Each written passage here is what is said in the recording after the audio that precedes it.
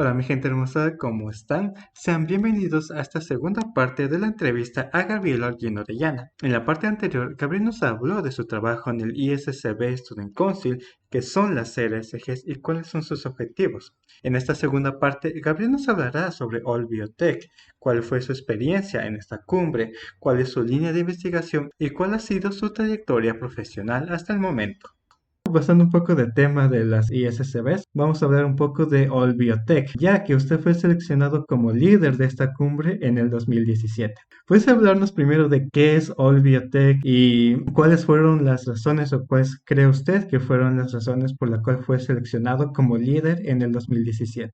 Bueno, All Biotech es una iniciativa que nace justamente en el año 2017. La primera actividad de All Biotech se hace en Santiago de Chile, de la mano de un equipo organizador mexicano y chileno principalmente. Recuerdo que las peticiones que se hacían para los postulantes eran las de enviar un escrito y de grabar un pitch sobre uno mismo, en donde uno pudiera describir por qué uno se sentía como interesado y llamado a ser parte de esta red que se estaba formando, que a lo mejor All Biotech no es muy descriptiva, pero All Biotech tenía un subtítulo en ese momento que era Red Latinoamericana de Jóvenes Líderes en Biotecnología, y que a nosotros siempre nos dio un poco de risa porque era bastante largo, pero así como largo también era muy descriptivo. Entonces yo me sentí en ese momento llamado como presidente del RCG Chile, como aspirante quizás en algún momento a pertenecer también a los cargos internacionales del ISSB Student Council, y fue sobre eso que envié mi pitch, sobre mi participación en las directivas del RCG, en los aspectos de fundación. En ese momento nosotros también ya proyectamos una sociedad chilena de bioinformática, era algo que se conversaba por ahí, y ahí interesante de mencionar es que la Sociedad Chilena de Bioinformática tiene mucho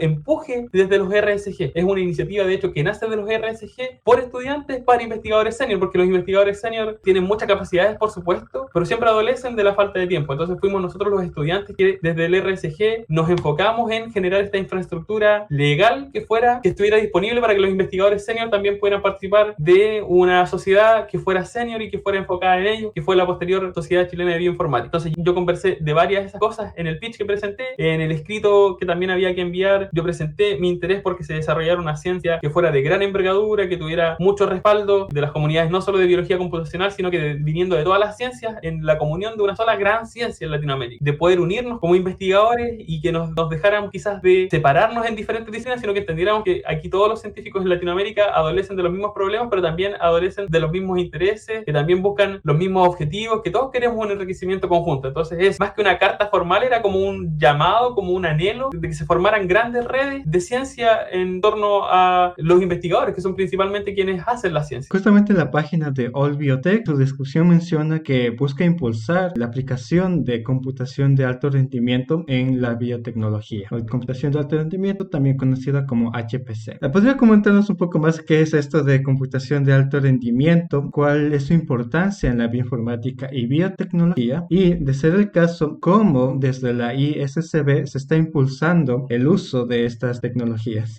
Bueno, nosotros sabemos que para poder realizar quizás no biología computacional, pero sí bioinformática, hace falta computadores. Entonces, la computación de alto rendimiento lo que hace es proveer a los investigadores de herramientas para computar grandes volúmenes de información. La computación de alto rendimiento es eso, son la disposición de clúster, la disposición de bases de datos en las cuales uno puede almacenar grandes volúmenes de información genómica, en la cual uno puede hacer estimulaciones de larga duración de diferentes cuestiones de interés biológico, como puede ser una membrana con una proteína, por ejemplo, o también la distribución que tienen ciertos organismos en un cierto medio, o quizás, no sé, a lo mejor yendo un poquito más allá y también hablar que esto también podría considerarse bioinformática, el cómo crece una población de animales en un bosque, por ejemplo. Esas cosas también se hacen con computación de alto rendimiento. Quizás si nosotros también quisiéramos hacer un análisis del cambio climático, por ejemplo, y cómo está afectando a las poblaciones de diferentes organismos, también necesitamos computación de alto rendimiento para hacer inteligencia artificial. Nosotros podríamos decir que para hacer biología computacional y bioinformática no hace falta más que el intelecto. Esa es la parte bonita, pero la verdad es que sí hace falta una cosa más, y es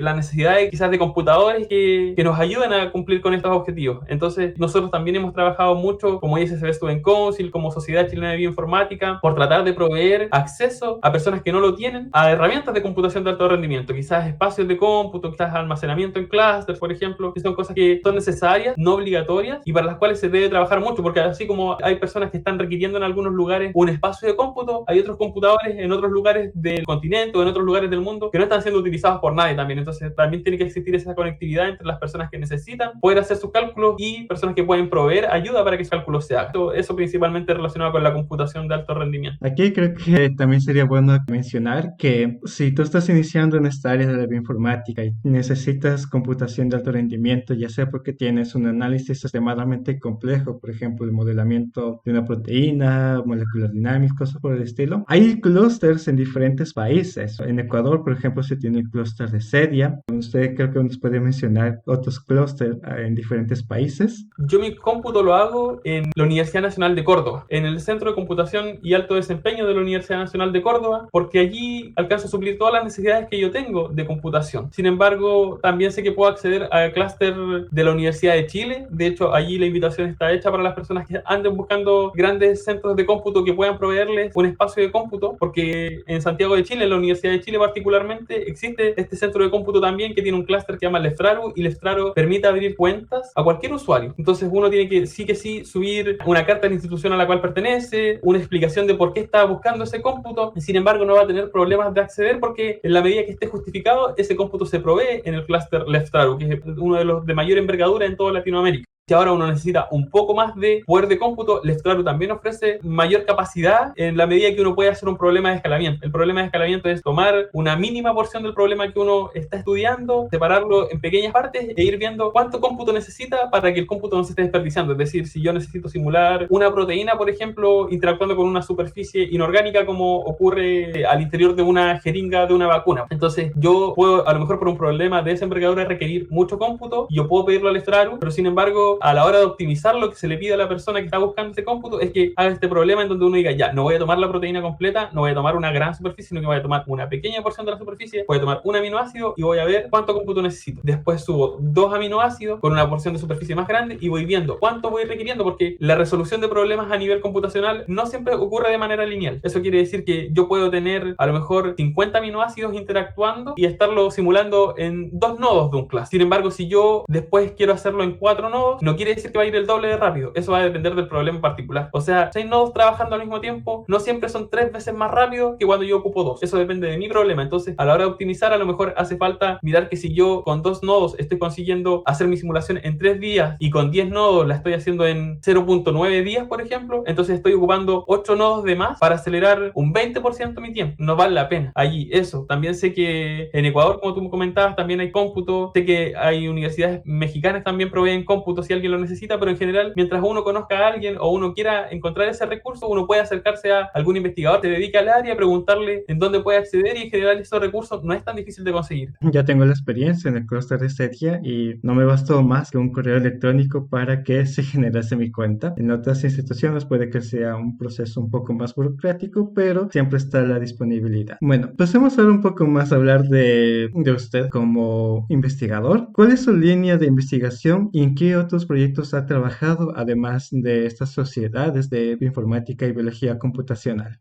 Bueno, yo te comentaba al principio que me formé como ingeniero en bioinformática de la Universidad de Talca. Nuestro centro, el Centro de Bioinformática, Simulación y Modelado de la misma universidad, es destacado porque tiene hartos investigadores que se dedican a hacer simulaciones de proteínas de membrana, simulación de proteínas globulares, simulación de canales. Son investigaciones fuertes acá en la universidad. Yo partí haciendo este tipo de investigaciones en mi pregrado, en mis tareas de las asignaturas, partí haciendo este tipo de simulaciones, que fue donde adquirí mi mayor experiencia en el campo de las simulaciones. Luego hice mi tesis de pregrado en la Universidad Católica de Chile, el laboratorio del doctor Nelson Barrera, donde nos interesaba estudiar la interacción de una proteína, la inmunoglobulina G, con una superficie inorgánica, porque cuando nosotros hacemos ciertos tipos de experimentos como ELISA, por ejemplo, en ELISA hay un reconocimiento de moléculas usando proteínas. Eso ocurre sobre un sustrato, entonces ocurre que uno en general pone todo el foco de atención en la interacción de la proteína con el sustrato que va a ser reconocido. Sin embargo, ahí hay una superficie que también está influenciando en las interacciones, de la cual no se tiene en cuenta. Entonces mi intención en esa tesis de pregrado fue entender las interacciones que se producían entre la proteína, entre la superficie inorgánica y entender cómo eso afecta el reconocimiento del sustrato finalmente, que es la parte interesante del experimento. Y bueno, en resumen, contar que allí yo conocí el área de los nanomateriales, el interés que tienen para el campo biológico, para el campo de la agricultura, la medicina, la minería, la tecnología, la catálisis energética, la aeronáutica, por ejemplo. Finalmente descubrí que más allá de la biología también existían herramientas que tienen un origen biológico o que tienen aplicaciones biológicas y que pueden ser aplicadas también en otros campos. Y me llamó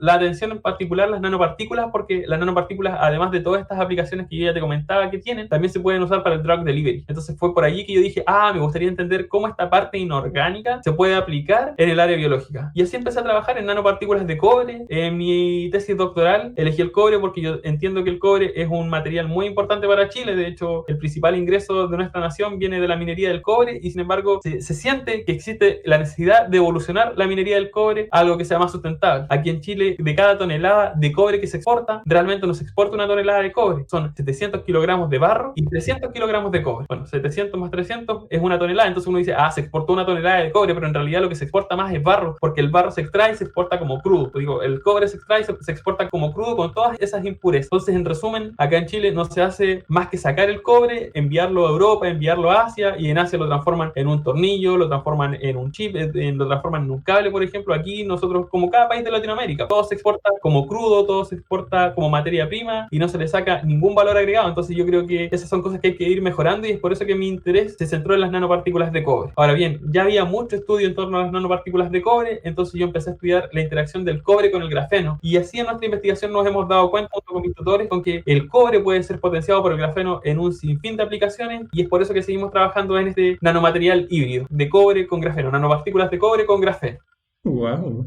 Nunca se me hubiese pensado combinar cobre con grafeno. Sí, las aplicaciones son infinitas. Volviendo al tema de su tesis de pregrado, porque me interesa el resultado, no sé si ya lo publicó, y de ser el caso creo que sí nos pudiesen contar los resultados que encontró. Si es que la interacción de la superficie con la inmunoglobulina y con el ligando se ve afectada o no. Mira, yo creo que esa es una pregunta difícil, porque esta investigación constaba de una parte experimental y una parte teórica. Hubieron muchas dificultades en la parte experimental. Para poder estudiar las interacciones, nosotros buscamos hacerlo con una tecnología que se llama AFM, microscopio de fuerza atómica, y sin embargo tuvimos problemas para hacer la caracterización de esas interacciones a través de AFM. Y por el área computacional, decir que este era un problema de grandes proporciones, es decir, estábamos hablando de sistemas atómicos que tenían cerca de 1 millón de átomos, entonces la cantidad de tiempo que pudimos simular fue sumamente pequeña. Eso quiere decir que nosotros, claro que sí, vimos que existía una interacción entre la inmunoglobulina con la superficie inorgánica, sin embargo, a eso sumarle el sustrato de reconocimiento era sumamente complejo. Entonces yo ahí estuve realizando una pasantía en el laboratorio del profesor Marcelo Mariscal en la Universidad Nacional de Córdoba, en Argentina, para aprender a optimizar la simulación de la superficie inorgánica, porque es un laboratorio de nanomateriales, y también estuve en el laboratorio del doctor Sergio Pantano en el Instituto Pasteur de Montevideo, en Uruguay, porque allá ellos desarrollaron un campo de fuerza que se llama CIRA, que es un campo de fuerza Korsgaard. Un campo de fuerza Korsgaard lo que hace es agrupar un conjunto de átomos y representarlos como si fuera una sola bola, o quizás en términos un poco más rústicos, como si un conjunto de átomos fueran un solo átomo que comparte ciertas propiedades de todos los átomos a fin de quitarle complejidad al sistema. Entonces empezamos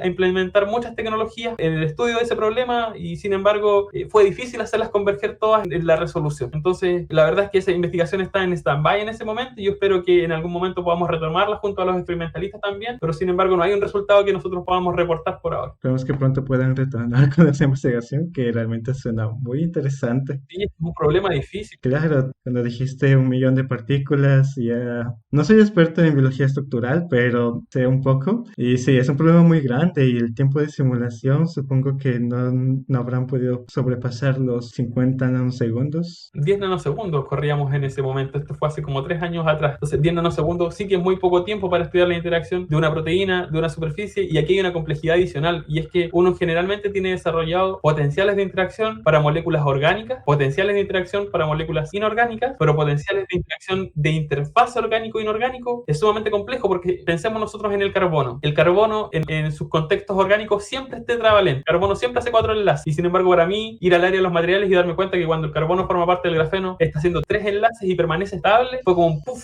que me explotó la cabeza, porque para mí el carbono era siempre de 4 enlaces porque los enlaces son covalentes. Entonces cumple con su capa de valencia y así permanece en todos los contextos que sean orgánicos, ya sea, no sé, en compuestos hidrocarbonados, por ejemplo, todo lo que tenga que ver con el petróleo. Uno siempre los ve en una estructura tetravalente, pero en el carbono, en el mundo inorgánico, cuando forma parte o del grafeno o del diamante o como carbono inorgánico, o sea, carbono amorfo, perdón, uno se da cuenta que el carbono, que es el átomo más importante, digamos, de la biología y de las ciencias biológicas en general, se comporta muy distinto. Entonces, estas herramientas que están hechas para estudiar tanto la parte inorgánica como orgánica al mismo tiempo, también son de mucho cálculo, de mucho cómputo, requieren mucha capacidad para poder estudiar ambas partes al mismo tiempo y sobre todo cuando forman parte de una interfaz que está en contacto. Sí, el poder de cómputo debe ser tremendo. Bueno, esperamos que pronto puedan seguir con esta investigación sumamente interesante. Vamos con la siguiente pregunta. ¿Qué tipo de bioinformática es la que se alinea mejor a su línea de investigación? Bueno, yo ya te lo comentaba, yo hago bioinformática estructural. Hablar ahí, el término bioinformática estructural es algo que se vino haciendo hace ya mucho tiempo. Yo creo que te habla de bioinformática estructural por lo menos hace 10 o 15 años y sin embargo, en primera instancia, la bioinformática estructural era algo que no existía. La existencia de la bioinformática estructural nace de las mismas personas que lo estaban desarrollando, pero en un principio la bioinformática, cuando estaba en boga el proyecto del genoma humano, por ejemplo, año 2000, 2003 más o menos, se hablaba de bioinformática simplemente para referirse al análisis de secuencias genómicas. Entonces, la bioinformática ha ido creciendo y ahora tenemos estas nuevas áreas, por ejemplo. Yo creo que ¿qué es lo que uno podría considerar como bioinformática? Es una pregunta interesante porque el día de ayer era una cosa, el día de hoy es otra y el día de mañana va a ser una cosa diferente. Por ejemplo, si nosotros entramos al área de la agricultura de precisión, por ejemplo, y queremos optimizar el cultivo de cierto producto y para eso estamos aplicando herramientas computacionales. ¿Eso es bioinformática o no es bioinformática? Quizás hoy día no, pero quizás mañana sí. Entonces, ¿qué es la bioinformática? Es una cuestión difícil de definir en primera instancia, pero yo diría que mientras nosotros tengamos un objetivo biológico o un objetivo que favorezca la biología y estamos utilizando herramientas del área computacional, entonces sí estamos hablando de bioinformática o de biología computacional en ese sentido. Entonces podríamos decir también que es un campo de mucho crecimiento porque finalmente todo lo que nosotros hacemos, todas las actividades humanas también tienen un foco en el mejoramiento de la vida, no solamente de la vida humana, sino que de la vida de todas las especies. Entonces yo creo que es, como te digo, un campo en crecimiento y que va a experimentar mucho desarrollo en los próximos años. Como usted nos comenta, sus intereses investigativos se centran en nanotecnología con aplicaciones médicas. ¿Cómo aplica la bioinformática día a día?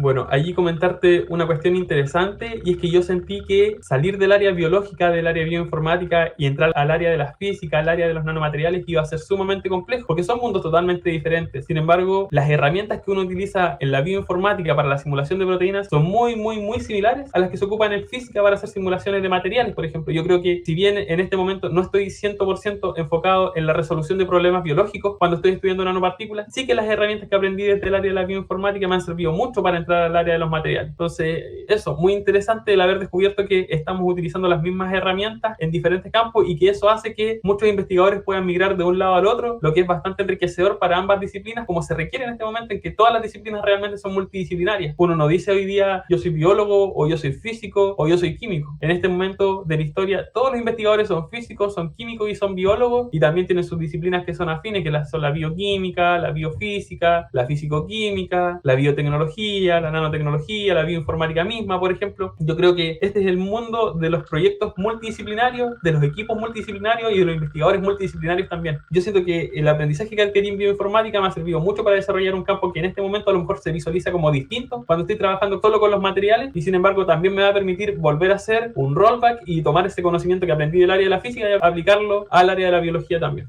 Usted había mencionado que realizó pasantías en diferentes instituciones como el Instituto Pasteur de Montevideo, el Laboratorio de Nanomateriales y el Laboratorio de Nanociencias y Nanotecnología de la Universidad Autónoma de Nuevo León. ¿Podría comentarnos un poco de su experiencia en todas estas pasantías y cómo es que consiguió estas pasantías? Las primeras pasantías que realicé fueron amparadas en un proyecto CONICIT. CONICIT es una agencia para el desarrollo de la investigación en Chile. Ahora se llama ANID, Agencia Nacional de Investigación y Desarrollo, y un consorcio de investigadores acá del Centro de Bioinformática, Simulación y Modelado de la Universidad de Talca. En ese momento yo como estudiante invitado prácticamente a participar del proyecto, hicimos la postulación, adjudicamos el financiamiento y fue de allí que obtuvimos el financiamiento para acceder a este tipo de pasantías. Allí es importante mencionar que quien estaba de investigador principal en la elaboración de estos escritos se llama Pedro de la Torre. Él ocupó esa cantidad de recursos que recibió del Estado chileno para hacer pasantías en la Universidad de Harvard. Él ahora está trabajando en Harvard, así que yo creo que él ha sido un orgullo tanto para la patria suya como para la patria nuestra, porque ha conseguido grandes logros a través de un financiamiento que se obtuvo a través del Estado de Chile. Entonces, muy contento por él, muy contento por eso. Eso me permitió hacer las primeras salidas, romper esta barrera en la que uno está de repente inmerso antes de hacer un viaje, porque siempre hay un aprendizaje previo y posterior al realizar un viaje de ese tipo. La siguiente pasantía que hice, el proyecto me financió 2 pasantías que yo agradezco mucho, en la Universidad Nacional de Córdoba, en Argentina, en el Instituto Pasteur de Montevideo, que son lugares a donde yo he podido seguir asistiendo con el paso de los años, con dineros que han venido de diferentes fuentes, en general de otros investigadores que están interesados en que uno siga desarrollando esa colaboración. Y la última pasantía que realicé, que fue en México, en la Universidad Autónoma de Nuevo León, fue a través de dinero obtenido por mi beca ANID de doctorado nacional. Entonces, yo creo que también la invitación está hecha para estudiantes que quieran aplicar este tipo de recursos. Acá en Chile yo desconozco la verdad si en otros países exista tanta facilidad, pero yo creo que aquí es relativamente sencillo conseguir financiamiento cuando hay proyectos de gran envergadura, proyectos de interés para la nación y para Latinoamérica en general, si los problemas que adolecemos, ya decíamos antes, son más o menos los mismos. Así que eso, invitados a integrarse a este tipo de iniciativas, a las que tiene el ISSB Student Council, y en general esa ha sido mi experiencia, pero yo sé que existen muchas otras a las cuales uno puede seguir postulando, las existen en todo el globo, y buscar,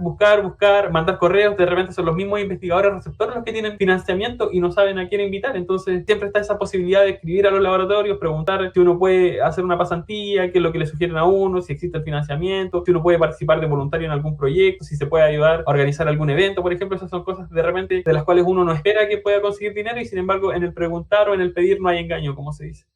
Sí, también yo tengo una frase: preguntar y enviar correos electrónicos es gratis. Así que, chicos, siéntanse animados. De esa manera se consigue avanzar y conseguir redes, colaboraciones y demás actividades que a la final enriquecen el perfil profesional de uno y permiten el avance de las ciencias. Bueno, una última pregunta respecto a su línea de trabajo. ¿Cuál debería ser el proceso que debe seguir, ya sea un estudiante de pregrado o un investigador, para poder integrarse a su línea de investigación, a su red de trabajo? Yo creo que más que todo es la proactividad. Yo creo que no hay más requisito por un investigador para integrarse a cualquier línea de investigación que el tener ganas de hacerlo. Mira, yo ahora mismo estoy en comunicaciones con una compañera de doctorado que está haciendo biología molecular. Ella está haciendo PCR, diferentes tipos de experimentos para generar mutantes, etcétera. Y ella me ha abierto todas las posibilidades que yo le he pedido para poder también hacer estancias con ella, que es dentro de la misma universidad, así que no lo vamos a considerar como una estancia, pero sí que me ha dado chances de poder integrarme a sus experimentos, de ir a mirarla. En general, eso, tener ganas de participar, tener ganas de aprender, tener disposición, ser responsable. Yo creo que hay pequeños detalles que favorecen tanto al estudiante y que de repente uno los desconoce, como por ejemplo el ser puntual, llegar 5 minutos antes que el investigador o 5 minutos antes que la hora acordada, el tener los materiales de laboratorio, por ejemplo, cuando uno hace ciencias computacionales, el tener los archivos abiertos antes de que empiece la reunión, en lugar de sentarse y decirle: ay, profe, voy a abrir las simulaciones, porque eso quita el tiempo de la otra persona que le está depositando la confianza a uno. Entonces uno tiene que estar ahí atento, ser proactivo y hacer las cosas antes de que uno las pida. Eso más que cualquier otra cosa, ser proactivo, estar motivado y querer hacer que la cuestión avance rápido, porque eso es lo que más agradecen las otras personas que también valoran su tiempo. Entonces eso, la proactividad, como te digo, eso es lo que yo creo que más se valora. Da lo mismo si yo me moví del área de la biología al área de los nanomateriales. Yo creo que la única cuestión que vieron en mí a favor de poder hacer esa transición fue eso, el tener ganas de hacerlo y el querer hacerlo bien.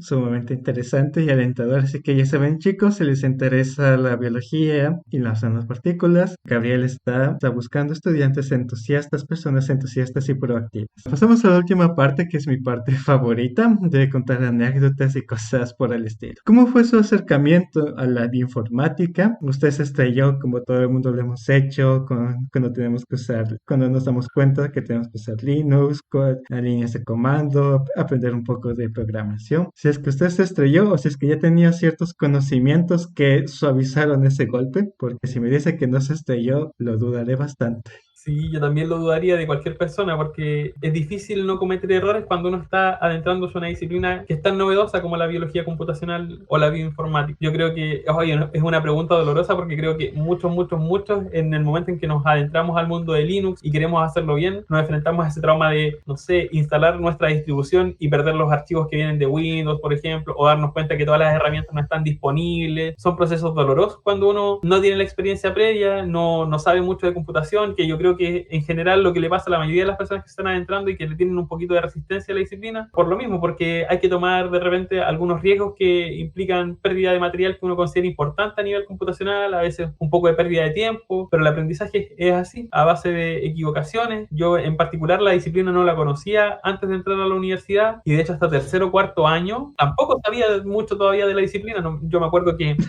nosotros nos dimos como generación, nosotros somos la generación 2009 de la carrera de Ingeniería en Bioinformática y como revolucionarios que nos creíamos, en algún momento nos pusimos de acuerdo para abandonar la generación por completa. Decimos, no, esta carrera no sirve para nada, nos vamos a cambiar todo y estábamos mirando a dónde irnos y buscar una carrera alternativa, bioquímica, biotecnología en otras universidades. Queríamos hacer una protesta y retirarnos de la carrera y ahora mira, fíjate que yo veo a las personas que estaban organizando ese mecanismo de protesta ocupando grandes espacios en laboratorios importantes en Estados Unidos, en Europa, aquí también en Latinoamérica, porque uno es promovido más que por el desconocimiento, más que por cualquier otra cosa en realidad. Nosotros no sabíamos para qué la disciplina servía y es por eso que no nos sentíamos a gusto en ella. Entonces yo creo que allí el rol que juegan los RSG, que juega el Student Council, es sumamente importante, el hacer sentir a los estudiantes empoderados desde sus primeras etapas de estudio y que no sientan que están haciendo una cosa que no sirva para nada, que es lo que pasa cuando la disciplina es compleja como en este caso.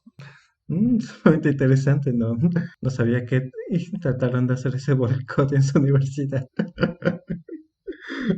A la final no lo hicieron, ¿verdad? No, para nada, no.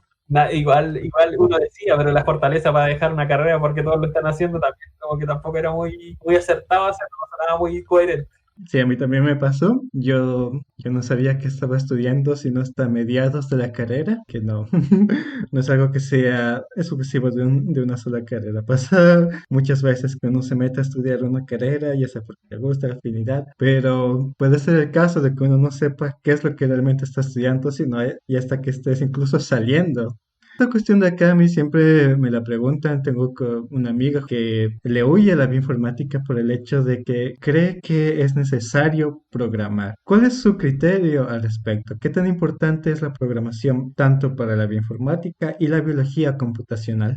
Es una pregunta interesante. Mira, nosotros hace 1 o 2 años atrás trabajamos como RSG en generar un flyer que tuviera una definición de lo que era bioinformática. Y cuando nos sentamos como equipo a trabajar en esta definición, nos dimos cuenta que había muchas consideraciones que tener en cuenta a la hora de definir la disciplina, porque hay muchas personas que la desarrollan de diferente manera. Ya centrándonos en la respuesta de la pregunta que tú me haces, yo creo que depende del nivel de complejidad del problema que uno está desarrollando, la cantidad de programación que uno requiere saber y también la parte que uno le corresponde resolver de ese problema, porque uno, y nosotros aquí también lo definimos así en los estatutos de la Sociedad Chilena de Bioinformática, cuando nos vimos enfrentados a esta realidad, hay no solo desarrolladores de bioinformática, sino que hay usuarios de bioinformática. En el desarrollo uno puede encontrar personas que están allí centradas en los algoritmos, en la optimización de estos trabajos computacionales, en a lo mejor generar una plataforma web y necesita trabajar en Python, en BioPython, en TCL, en Bash, en AWK, en HTML, en PHP, etcétera, para subir una plataforma que sea capaz de automatizar un cálculo, por ejemplo, y va a haber otra persona que no quiere hacer todas esas cosas, que está centrada en el problema biológico a lo mejor y que quiere usar esa plataforma. Entonces, esa persona es un usuario de bioinformática que no requiere conocer más allá de las partes básicas de la programación, porque siempre es importante. Y es importante conocer un poquito de la programación y también del problema biológico. Da lo mismo si uno está desarrollando o está usando. Es importante conocer al menos un poco de las dos, porque pasa que nosotros tenemos que enfrentarnos a una realidad como biólogos computacionales o como personas que nos dedicamos a las simulaciones. Y es que los computadores no son la realidad misma. Uno va al laboratorio, hace un experimento, lo mira por el microscopio y ve la realidad misma. Y el computador se puede acercar mucho a esa realidad, pero no siempre los resultados que nos entrega son los que en la realidad están ocurriendo. Uno tiene que entender que el computador, si el código falla, si hay una mala definición de variables, nosotros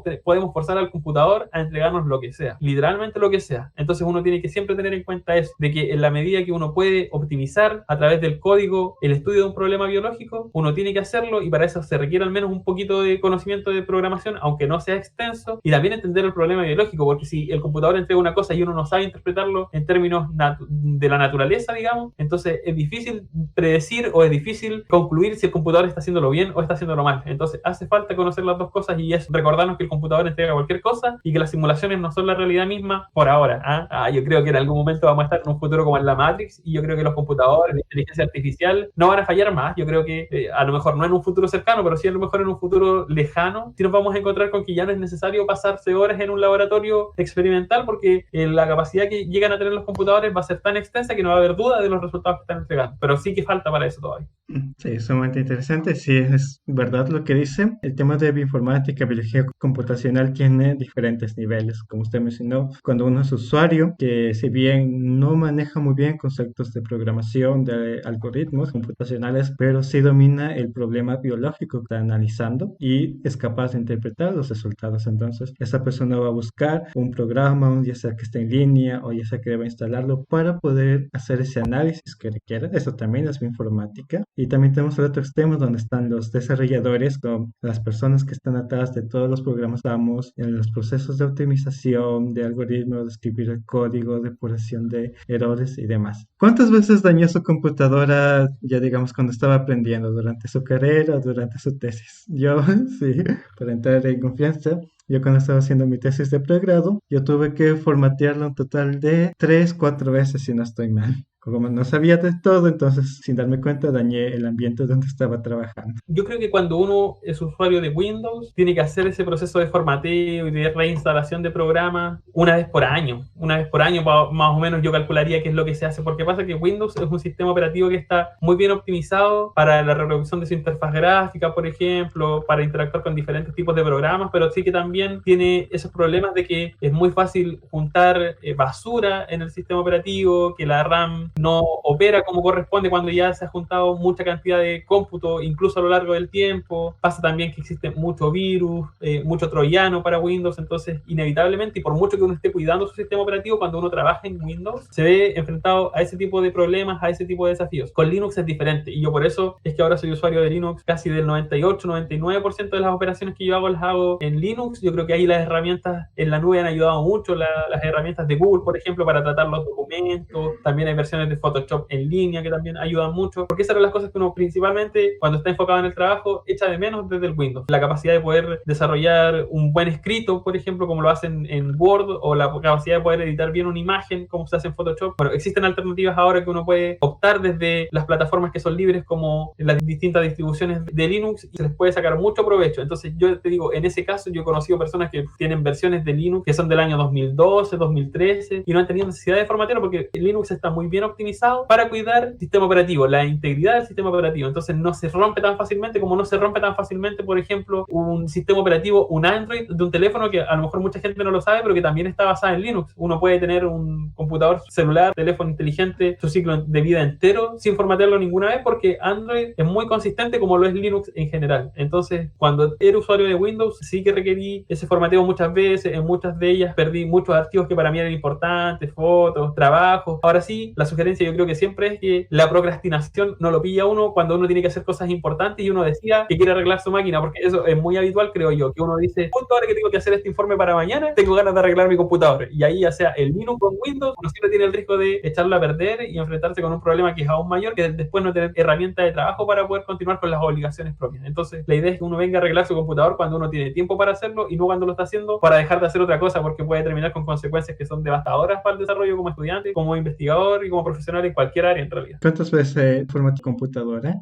Es difícil decirlo, pero a mí me encantaba. Yo estuve trabajando con mis compañeros de pregrado, teníamos una empresa de formateo, entonces formateábamos lo nuestro por gusto y formateábamos lo de otra persona porque nos pagaban por ello. Pero sí, yo diría que por lo menos siendo estudiante, con Windows, con Linux, a ver, no sé. Yo formateaba cada 6 meses mi computador y la verdad es que a lo mejor a veces ni valía la pena hacerlo, lo hacíamos porque nos gustaba. Pero es que claro, teníamos el tiempo para hacerlo también. ¿Cuántas de esas veces fue en Linux o nunca tuvo la necesidad de formatear un sistema Linux? Pocas veces, la verdad. Al principio a lo mejor más porque estábamos probando diferentes distribuciones de Linux. El Linux tiene distribuciones. Consta de un mismo núcleo programativo, pero de acuerdo a las necesidades de cada usuario, grupos de desarrolladores que les gusta la temática del software libre desarrollan sus propios sistemas operativos que son distribuciones a las cuales uno les llama. Entonces yo pasé por OpenSUSE, Debian, por Ubuntu. Ubuntu también tiene muchas distribuciones, subdistribuciones o fork que se les llama. Yo ahora estoy con una que se llama Ubuntu Budgie. Y Ubuntu Budgie me gusta porque es Ubuntu, pero es un Ubuntu bastante simplificado. Entonces uno tiene una barra superior o inferior donde uno quiera ponerla, que es una diferencia que quizás uno puede encontrar con Windows, que también todo es optimizable al gusto de uno. Y bueno, tengo ese set de herramientas allí hechas a mi medida, que yo las agradezco mucho y trato de no moverlas porque en realidad está justo y preciso a como a mí me gusta. Entonces ahora llevo como 1 año y medio. Creo que la última vez que formateé fue eso, hace como 1 año y medio, porque de un día para otro pasó que ya no me reconocía en internet. Y antes de empezar a buscar la solución dije, a lo mejor es más rápido formatearlo. Y la verdad es que otra cosa allí y ventaja que tiene Linux es que muchos de los los drivers ya vienen instalados, no es necesario estar allí enfrentando a las páginas web sin drivers que están allí, solo los enlaces pero no están los archivos, por ejemplo. Yo creo que Linux tiene muchas facilidades, a pesar de que tiene otras dificultades, podrían a lo mejor asustar a alguien que es novato en el tema, pero en general las tecnologías en torno al software libre han evolucionado un montón. Yo me acuerdo que es lo mismo que me decían hace 10 años. Yo me encontraba con gente que venía usando Linux desde los 90 y decían, no, si ahora es súper fácil. Y no era tan fácil. Y a lo mejor yo digo, ahora es fácil, pero a lo mejor para un usuario novato no lo es. Pero sí que es mucho más fácil, y yo eso te lo aseguro. Y la interfaz gráfica, que es otra cosa que ha mejorado un montón en los últimos 10 años en torno a Linux, es eso, la interfaz gráfica, porque antes Linux era feo y ahora Linux es lindo, más lindo que Windows, diría yo. Entonces, yo motivo a las personas aquí de los Linux lovers, yo soy de aquellos, de los Linux lovers, a quien me encuentro con Windows, yo les quiero Linux, porque encuentro que Linux es una plataforma que, además de todas las facilidades que ofrece para muchas tareas y sobre todo acompañado de las herramientas del cloud, nos encontramos con esto, con que tiene una filosofía detrás que es mucho más rica que la que tiene Windows, donde uno le pasa toda la plata a una empresa y la empresa, bueno, cuando uno lo está pagando, digamos, uno le pasa la plata a la empresa y la empresa ni siquiera le provee a uno el código. Entonces el software libre es diferente, uno no paga y recibe el código para que uno pueda adaptarlo a la medida de uno. Temas de software libre, de Linux y diferentes distribuciones, podemos hablar toda una tarde de ello. Hay una filosofía, de hecho,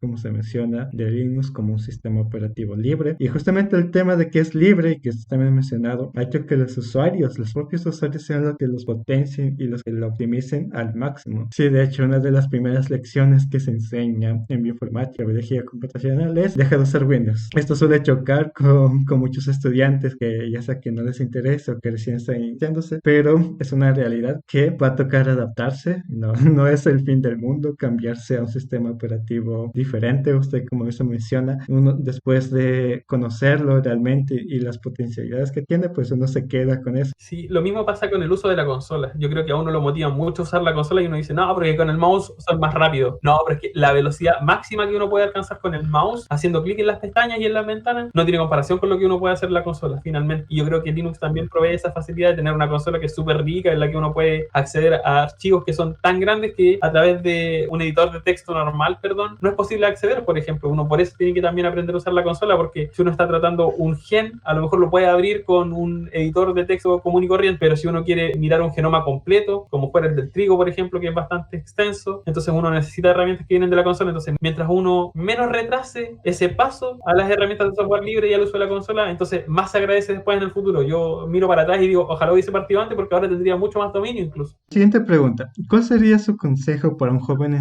entusiasta de la bioinformática y biología computacional que quiera adentrarse en estas áreas? Yo creo que lo más importante es no esperar que alguien le enseñe a uno. Yo creo que esa es la parte a lo mejor más difícil también del paso como estudiante a investigador, como estudiante a tesista o a doctorante, por ejemplo, es que uno está esperando que sea otra persona que le esté enseñando a uno, como ocurre cuando uno está haciendo las materias. Y sin embargo, la bioinformática y en general las ciencias no se aprenden así. Las ciencias uno tiene que aventurarse en un camino que es sumamente personal, porque cada problema que una persona desarrolla es diferente del que está desarrollando el colaborador, incluso el más cercano. Entonces va a ser uno quien tenga que leer el paper, mirar las herramientas y darse cuenta que esa herramienta no está bien utilizada, que uno mismo tiene que quizás mejorarla, no a nivel de código, pero sí a nivel de uso del protocolo, por ejemplo, que ocurre también en todas las ciencias, como te digo, en el área experimental también ocurre, en que uno se encuentra con el paper que dice el reactivo tiene que estar interactuando con la muestra 10 minutos y en realidad llega un día en que uno se le queda media hora y ahí se da cuenta de que el paper estaba mal redactado porque o por falta de voluntad o por error se escribe mal, por ejemplo,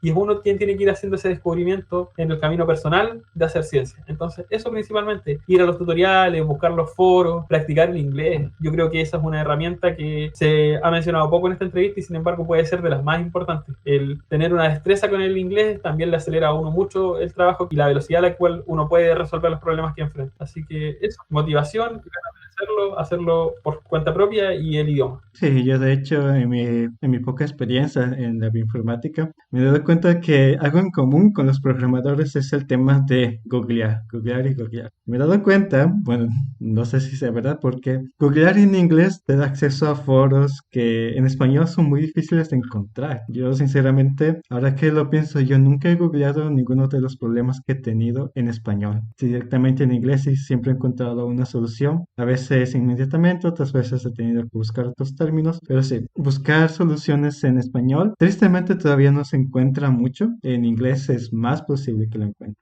Bueno, pasamos a la última pregunta ya de la entrevista.